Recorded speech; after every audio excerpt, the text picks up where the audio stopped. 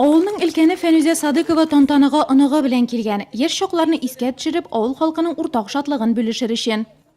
Яшьләр әзәйде дә әзәйс булса да, хәзер бүгенге вакытта шундый әйбәт клубны ачыруга халык шатлана инде. Киләбез Алла теләсә. Яңа клуб бит инде ул. Менә әле күптәннән киттеләр бит инде. Шатланырга сәбәп шунлап та саллы. Мәдәният учагы авыл кичләрен күптән инде җылытмый иде. Җимерек клубка кеше йөри алмавы бер хәл. Ул соңгы вакытта ягылмый торган булган. Түбәләр оқканы, стеналар рушиться итә башлаган инде. Эш күп инде булай. Ясадык, тизрәк ясадык. Үзем кирип карадым, хәзер бик шадым яңа үземгә дә.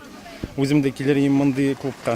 Мәдәният йорты бинасына 28 ел. Бүген ул икенче сугыш алып яши башлады.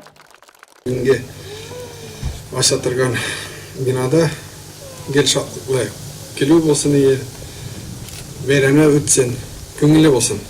Шуны тәп калам. Яңартылган мәдәният йортының матурлыгын бүген инде төзүчеләр генә түгел, бөтен авыл халкы күзәтә алды.